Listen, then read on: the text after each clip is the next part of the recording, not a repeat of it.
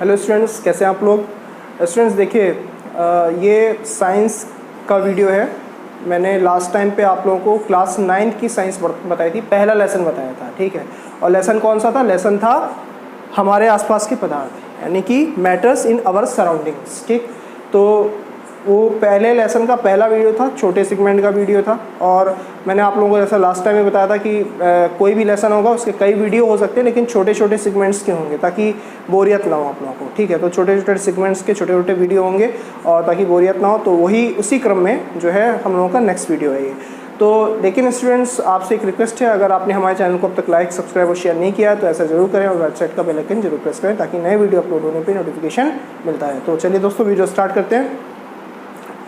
तो देखिए दोस्तों, हम लोगों ने क्या पढ़ा था? बहुत सारे भौतिक गुणधर्मों के, बहुत सारे फिजिकल प्रॉपर्टी के बारे में जाना था कि पदार्थ वगैरह के बारे में जाना था कि दुनिया में जितनी चीज़ें हैं वो सब पदार्थ से मिलकर बनी है। ये सब चीज़ें हम लोगों ने अपने पहले वाले वीडियो में या पहले वाले टॉपिक में जानी थी। अब उसके आगे बढ़ेंगे। अब उसके आगे के विषय में देखिए क्या बताया गया है इसमें। इस जो पूरे चैप्टर में जो हमारे आसपास के पदार्थ या मैटर्स इन आवर सराउंडिंग है, इसमें क्या बताया गया है? इसमें दरअसल जो चर्चा की गई है पूरे के पूरे मैटर के, यानी कि पदार्थ के भौतिक गुणधर्मों के बारे में, यानी कि फिजिकल प्रॉपर्टी के बारे में चर्चा की गई। फिजिकल प्रॉपर्टी का मतलब मैंने लास्ट टाइम भी बताया था कि जिन वस्तुओं को आप देख सुन सकते हैं अपनी ज्ञानेंद्रियों के द्वारा, यानी कि सेंसरी ऑर्गन्स के द्वारा अनुभव कर सकते हैं, वो सब फिजिकल वस्तुएं यानी कि फिजिकल मैटर्स होते हैं। और ये पूरा लेसन उसी पर आधारित है, ठीक है। तो इसमें किसी भी पदार्थ के या पदार्थ के जो गुण धर्म बताए गए हैं, भौतिक गुण धर्म बताए गए, वो 5 बताए गए, ठीक है। तो उन्होंने बताया है इस पूरे लेसन में कि 5 भौतिक गुण धर्म होते हैं किसी भी पदार्थ के, ठीक। जैसे हम लोगों की 5 ज्ञानेंद्रियां होती हैं, वैसे 5 भौतिक गुण धर्म भी होते हैं, ठीक है। आराम से याद कर सकते हैं आप लोग को रिलेट करते हुए। तो कमेंट करके बताइएगा ज्ञानेंद्रियां कौन कौन सी होती हैं, ठीक है। मानव शरीर की ज्ञानेंद्रियां यानी कि सेंसरी ऑर्गन कौन से हैं, ठीक है, ये कमेंट करके बताइएगा। तो 5 भौतिक गुण धर्म है। अब कौन कौन से भौतिक गुण धर्म बताएं, इसको मैंने क्लासीफाई किया है ABCDE करके, ठीक। तो ए में क्या बताया?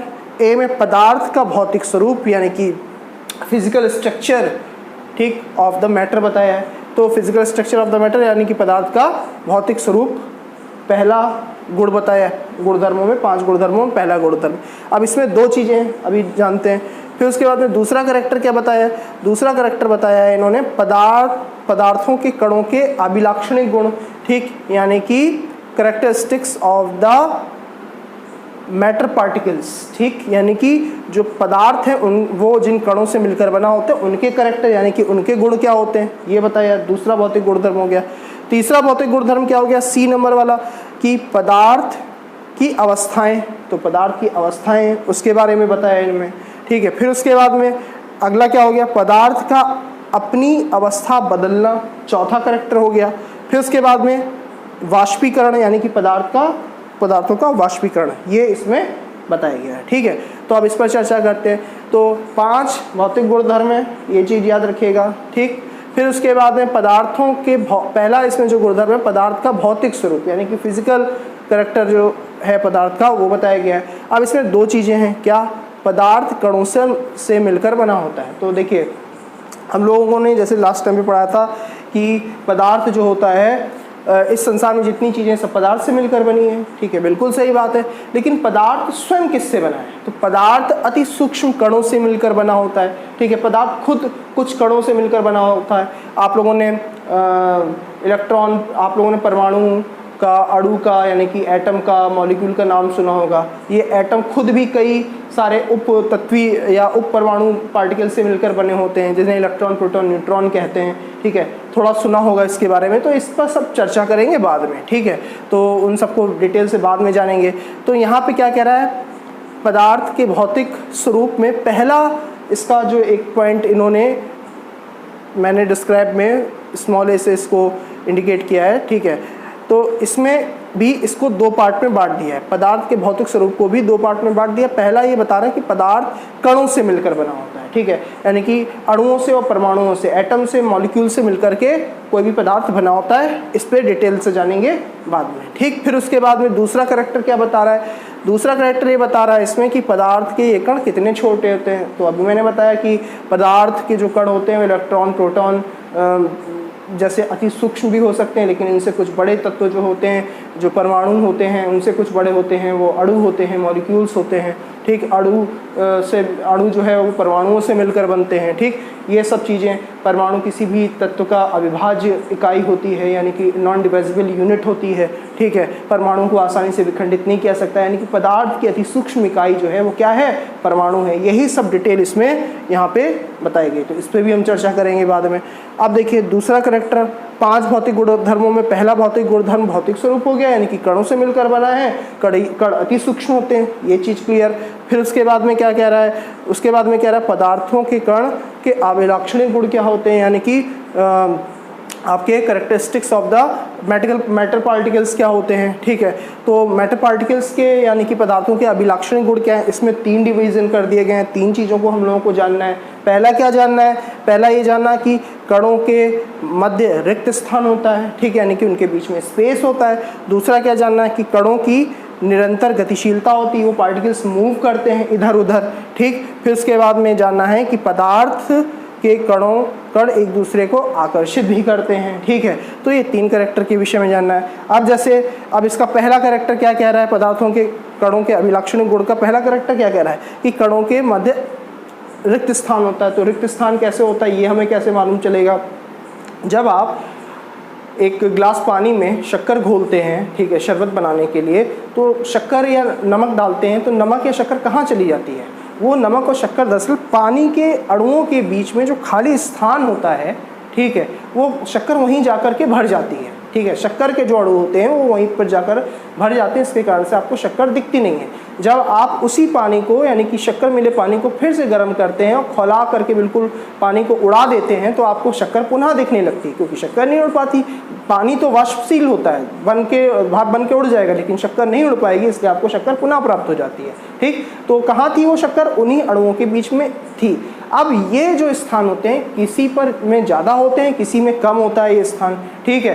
तो वैसी पदार्थ का गुण भी होता है। तो वही कह रहा है कि पदार्थ जो होता है उसकी जो अति सूक्ष्म इकाइयाँ हैं, अणु या परमाणु, उनके बीच में जिनसे मिलकर जुड़कर वो पदार्थ बनता है, उनके बीच में कुछ स्पेस होता है, ठीक है। तो वही बात यहाँ पे बताने की कोशिश की जा रही है। फिर क्या कह रहा है, कणों की निरंतर गतिशीलता होती है, तो कण गतिशील भी होते हैं। किन्हीं पदार्थों के ज़्यादा गतिशील होते हैं, किन्हीं पदार्थों के कम गतिशील होते हैं, और किन्हीं पदार्थों के बहुत ज़्यादा गतिशील होते हैं। गैसों के कण बहुत ज़्यादा गतिशील होते हैं, जबकि ठोस के कण गतिशील तो होते हैं लेकिन कम, जो तुलना में कम गतिशील होते हैं, कंपेरेटिवली कम मूवेबल होते हैं, कम मूव करते हैं। वाइब्रेशन और मूवमेंट उनमें भी हल्का हल्का होता है, लेकिन वो उनके कंपेयर में गैस की तुलना में कम होता है। कैसे होता है ये सब आगे जानेंगे, ठीक। फिर उसके बाद में क्या कह रहा है कि पदार्थ के कण एक दूसरे को आकर्षित करके रखते हैं। अगर आकर्षित करके न रखते, ठीक है, तो क्या होता कि पदार्थ का निर्माण ही नहीं हो सकता था। कैसे नहीं हो सकता था कि मान लीजिए अगर एक क्लास में बच्चे सारे इकट्ठा ना हो, ठीक है, तो क्लास क्या बन सकती है, नहीं बन सकती, ठीक है। तो उसी प्रकार से क्लास के लिए क्या चाहिए, सब कुछ जो है वो बच्चों पर निर्भर करता है, साथ में क्लास टीचर पर निर्भर करता है। तो क्लास टीचर क्या है, वो एक तरीके का फोर्स है, ठीक है, एक तरीके का बल है। वो पूरी क्लास को नियंत्रित करके रखता है, नियंत्रित करके रखते हैं टीचर, ताकि क्लास में डिसिप्लिन बना रहे और सारी क्लास प्रॉपर रूप से चल सके। तो फोर्स है।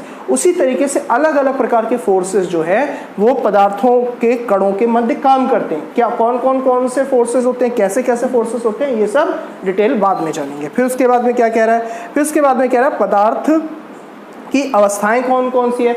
तो सामान्य रूप से क्या हम लोग जानते हैं, अभी तक हम लोगों ने क्या पढ़ा है, पदार्थ की मुख्य रूप से 3 अवस्थाएं होती है। बिल्कुल सही है। ठोस होती है, द्रव होती है, गैस होती है। ठोस क्या है, लकड़ी ठोस अवस्था में है, ठीक। इसके अलावा द्रव पानी, दूध द्रव अवस्था में है। गैस हवा गैस अवस्था में है, ठीक। ठोस में और लोहे की छड़ ठोस अवस्था में है, ठीक है। तो बहुत सारी जो चीज़ें हैं इस संसार में वो ठोस अवस्था में, दूसरा द्रव अवस्था में और तीसरी गैस अवस्था में होती है। लेकिन इन 3 अवस्थाओं के अलावा वैज्ञानिकों ने 2 अवस्थाओं की और खोज करी है। एक अवस्था प्लाज्मा होती है। प्लाज्मा क्या चीज़ होती है? प्लाज्मा का मतलब होता है जो पूरी तरह से ठोस भी ना हो और पूरी तरह से द्रव भी ना हो, लिक्विड भी ना हो और सॉलिड भी ना हो, इन दोनों के बीच की जो स्थिति होती है उसको प्लाज्मा कहते हैं। आप लोग कुछ इसका उदाहरण जेली जो होती है, जेली आप लोगों ने खाई होगी, उससे दे सकते हैं, या जैम जैसा होता है उससे दे सकते हैं ना। हालांकि जैम में कुछ ठोस होगा लेकिन वो उसी तरीके से मिलता जुलता अवस्था जो है वो प्लाज्मा की होती है, ना ठोस ना द्रव। द्रव और ठोस के बीच की जो अवस्था है वो क्या है? प्लाज्मा है। इसको भी डिटेल से जानेंगे। फिर एक और अवस्था होती है जिसे बोस आइंस्टाइन कंडेंसेट कहा जाता है, तो इसको भी जानेंगे। बोस आइंस्टाइन कंडेंसेट कंडेंसेट क्या होते हैं या गॉड पार्टिकल्स क्या होते हैं, इनके विषय में अभी हाल में ही वैज्ञानिकों ने शोध करी है। ठीक है, तो ये चीज़ याद रखिएगा। फिर इसके बाद में यहाँ पे चौथा कैरेक्टरिस्टिक्स क्या बताया गया? चौथा कैरेक्टरिस्टिक बताया गया है कि पदार्थों का अपनी अवस्था बदलना। ठीक है, जो पदार्थ होते हैं उनका चौथा भौतिक गुणधर्म क्या है? पदार्थ अपनी अवस्था को बदलते हैं, ठोस से द्रव, द्रव से गैस। उदाहरण के तौर पे जब आप पानी गर्म करते हैं, ठीक है, तो वो भाप बन के उड़ जाता है, तो यानी कि द्रव गैस में बदल जाता है। लेकिन जब उसी पानी को फ्रीजर में रख देते हैं तो पानी क्या होता है? द्रव अवस्था से ठोस अवस्था में यानी कि बर्फ में बदल जाता है। ठीक, तो पदार्थ एक ही है, जल। ठीक है, लेकिन जल अपनी अवस्थाएं चेंज कर रहा है। तो बस वही चीज़ यहाँ पे बताने की कोशिश की जा रही है कि पदार्थ अपनी अवस्थाएं चेंज करते हैं। बहुत सारे चीज़ें हैं जो अपनी अवस्थाओं को बदलती हैं। ठीक है, अब इस अवस्था को बदलने के लिए 2 चीज़ें चाहिए होती हैं। 2 चीज़ें अवस्था को बदलने में सहायक होती हैं, भौतिक स्वरूप को बदलने में सहायक होती हैं। क्या? पहला तापमान परिवर्तन का प्रभाव होता है, दूसरा दाब परिवर्तन का प्रभाव होता है। तो किसी भी पदार्थ की जो भौतिक अवस्था है वो उसको बदलने के लिए 2 चीज़ें चाहिए। पहली क्या चाहिए? या तो तापमान चाहिए या तो दाब चाहिए या फिर दोनों चाहिए। ठीक, तभी पदार्थ का भौतिक स्वरूप परिवर्तित हो सकता है। तो यही दोनों प्रभाव यहाँ पे बताने की कोशिश की जा रही है। अब देखिए अगला क्या है? अगला जो पदार्थ का गुण बताया गया है, भौतिक गुण, वो है वाष्पीकरण। तो बहुत सारे पदार्थ होते हैं जो वाष्पित होकर के उड़ जाते हैं। जैसे आपका पानी, आपने पानी को गर्म किया और खौलाया, तो लगातार खौलाते रहे तो जो बर्तन में पानी नहीं बचेगा, थोड़ी देर बाद वो वाष्पित होकर के भाप बन के, गैस बन के उड़ जाएगा।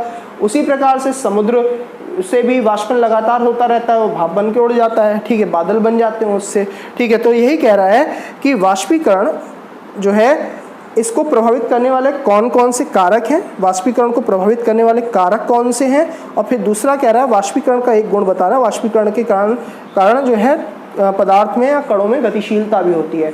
भाई गैस बनके अगर पानी उड़ा तो गतिशील हुआ कि नहीं हुआ, मूव कर गया कि नहीं कर गया। इधर से आपको बादल उड़ते हुए दिखाई पड़ते हैं आसमान में, जब हवा तेज चलती है तो वो मूव करते हैं कि नहीं करते हैं। ठीक है, तो पदार्थों का मूवमेंट होता है कि नहीं होता है? बिल्कुल होता है मूवमेंट पदार्थों का, वो कम या ज़्यादा हो सकता है। तो वाष्पीकरण भी इसकी एक महत्वपूर्ण गुण है। ठीक है, ये चीज़ याद रखिएगा।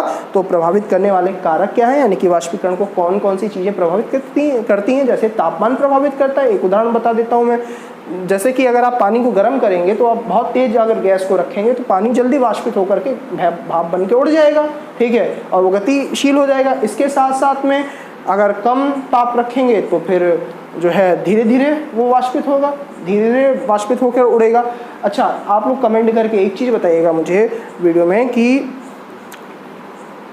वाष्पीकरण की प्रक्रिया किस तापमान पर होती है, किस टेम्परेचर पे वाष्पीकरण होता है। ठीक है, ये बताइएगा मुझे। ठीक, अगर आप लोग जानते हैं तो ठीक है, नहीं तो फिर मैं नेक्स्ट टाइम पे आप लोगों को बताऊंगा किस तापमान पे वाष्पीकरण होता है। ठीक है, फिर उसके बाद में वाष्पीकरण के कारण से गतिशीलता होती है। तो भाई मैंने अभी आप लोगों को एग्जाम्पल क्या बताया, एग्जाम्पल बताया कि गतिशीलता होती बादल का मूवमेंट करना। ठीक है, और गैस के जलाने पर जो पानी के अणु हैं वो आपके उड़ जाते हैं, इधर उधर गतिशील हो जाते हैं। ठीक है, तो जो गतिशील हो जाते हैं, ठीक है, वो कहाँ चले जाते हैं, वो मूवमेंट होकर के क्या बना लेते हैं। ठीक है, ठंडे होने के बाद में क्या बन जाता है। तो ये सब परिवर्तन जो है हम लोग इस चैप्टर में पढ़ेंगे। यही सब भौतिक परिवर्तन इस चैप्टर में बताए गए हैं। तो हम लोगों ने क्या इस चैप्टर में जाना, एक हम लोगों ने प्रारंभिक संरचना इस पूरे के पूरे अध्याय की जान ली कि हम लोगों को की आउटलाइन क्या है और हम लोगों को पढ़ना क्या क्या है इसमें। ठीक है, तो हम लोगों को मुख्य रूप से पदार्थ के भौतिक गुणधर्म पढ़ रहे हैं इस लेसन में, ठीक है, याद रखिएगा। तो 5 भौतिक गुणधर्म बता दिए गए हैं। पहला, पदार्थ का भौतिक स्वरूप कैसा होता है, किससे मिलकर पदार्थ बना होता है। इसमें 2 चीजें हैं, पदार्थ कणों से मिलकर बना होता है और ये कण कितने छोटे हो सकते हैं, इसके अंतर्गत 2 चीजें पढ़नी है। फिर उसके बाद में बी पॉइंट में क्या पढ़ना है, पदार्थों के कणों के अभिलाक्षणिक गुण पढ़ने हैं, ठीक। इसमें 3 कैरेक्टर बता दिए गए हैं। कणों के मध्य रिक्त स्थान होता है, फिर उसके बाद में कणों की में निरंतर गतिशीलता होती है, फिर पदार्थ के कणों का एक दूसरे को आकर्षित करना होता है, ठीक है। तो वही चीज़ है, आकर्षित करते हैं। फिर उसके बाद में सी कैरेक्टर क्या है, इसमें सी लक्षण क्या है, 2 हो गए, 2 भौतिक गुणधर्म, 5 भौतिक गुणधर्मों में से 2 गुणधर्म हो गए। तीसरा भौतिक गुणधर्म क्या है, तीसरा भौतिक गुणधर्म है पदार्थ की अवस्थाएं, ठोस, द्रव, गैस, प्लाज्मा और आइंस्टाइन बोस कंडेंसर। बेसिकली हम लोगों को ठोस, द्रव, गैस के विषय में जानना है। फिर उसके बाद में अगला कैरेक्टर क्या है इसका, पदार्थों का अपनी अवस्था बदलना, ठीक है, वो तापमान के प्रभाव के द्वारा और दाब के प्रभाव के द्वारा परिवर्तन संभव हो पाता है। फिर उसके बाद में वाष्पीकरण, वाष्पीकरण होता है बहुत सारे पदार्थों का, इसको प्रभावित करने वाले कारक क्या होते हैं और वाष्पीकरण के कारण से गतिशीलता कैसे होती है, ये हमें इसमें जानना है। तो हम लोगों के दिमाग में एक आउटलाइन क्लियर हो गई, एक इस चैप्टर की एक पिक्चर क्लियर हो गई कि हम लोगों को इस चैप्टर में क्या क्या पढ़ना है, ठीक है। तो इस वीडियो में इतना ही, फिर मिलते हैं हम लोग इसी लेसन के अगले वीडियो में। तब तक के लिए थैंक यू। और हाँ, हमारे चैनल को लाइक, सब्सक्राइब और शेयर करना ना भूलिएगा। राइट साइड का बेल आइकन जरूर प्रेस करिएगा और दोस्तों ये कमेंट करके बताइएगा कि वीडियो कैसा लगा। Thank you.